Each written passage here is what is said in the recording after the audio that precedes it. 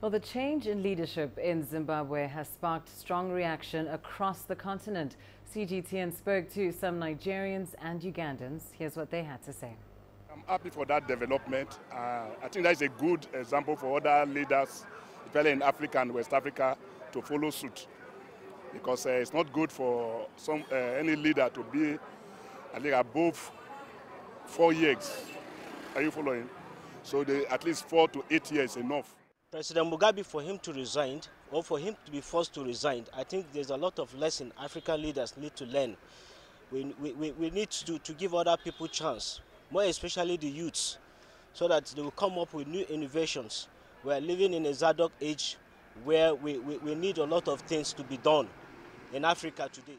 You see, Mugabe has been winning ostensibly with majority support. But that shows you the weakness within our democratization processes. The ballot boxes usually do not reflect the true examples. But now it falls back onto the leaders to know when is appropriate the time to leave. And I'm glad for the people of Zimbabwe. And from further afield, the European Union has also reacted to Robert Mugabe's resignation.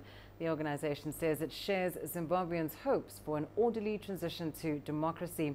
Our correspondent Kevin Osbeck has more from Brussels. The European Union says Robert Mugabe's decision to step down shows that he is listening to the will of the people of Zimbabwe.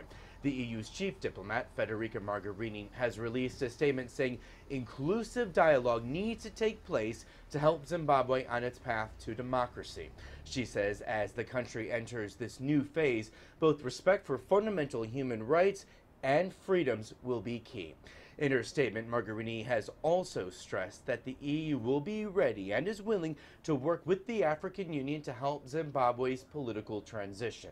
During Mugabe's rule, the EU was at times very critical of human rights violations that took place in Zimbabwe. And between 2002 to 2014, the EU even suspended development cooperation with the Mugabe government. But now it says it's ready to help Zimbabwe in conjunction not just with the EU, but also in conjunction with the Southern African Development Community towards what it says can be a prosperous and democratic future. Kevin Osbeck, CGTN, Brussels, Belgium. In the latest developments, preparations are underway for the inauguration of Emmerson Mnangagwa as the president of Zimbabwe. It's understood that former President Robert Mugabe will be in attendance, and of course he has been granted immunity from prosecution. Well, let's now go to the ground in Harare, where we're joined by our correspondent Farai Makutuya. Farai, let's start with the question of immunity for Mugabe. Can you just confirm those reports for us, and of course the whereabouts of Mugabe and his wife? Well, indeed, a government source who was close to the negotiations has said that President Mugabe has been granted immunity. We're told that it was one of the things he was insistent on was that he wanted to continue to live and eventually die here in Zimbabwe. And so he has been granted that immunity. His safety and security are guaranteed, and he can travel as and when he wishes. We know that in recent times he has traveled quite frequently to the Far East for medical reasons, and so he will be able to do that while still residing here in Zimbabwe. As you said, we have heard there is an indication that he will attend that inauguration ceremony tomorrow, which indicates that both he and his wife are here in the country. A photo on social media seen earlier today shows his wife and some negotiators, part of the negotiation team that took part in that diplomatic solution to this crisis. A photo of the former president and the former first lady with that team has been circulating on social media. It was apparently taken at their residence on the 21st of November, the day that former President Mugabe stood down. Lindy.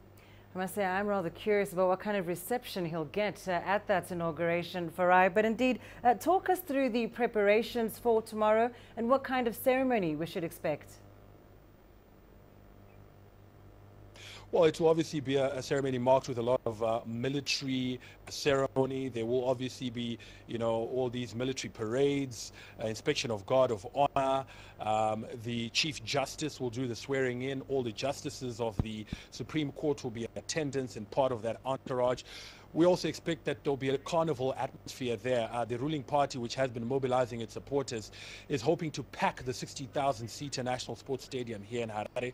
They've promised lots of musical entertainment from some musicians who will perform there. And so we expect that it will really be a party carnival atmosphere in line with what we've been seeing throughout this period, particularly from the weekend, where people have been in joyous celebration, have been jubilating about this change, this new era that is upon us. About the reception to former President Mugabe, well, we're equally as curious. We're not sure what it will be. It might be mixed, but it may also be an opportunity for him to restore some of his dignity by being there, to hand over, and people might actually applaud that. We'll wait to see, Lindy. Absolutely. Well, thanks for Makutuya, who of course has been following developments in Zimbabwe over the past 8 days.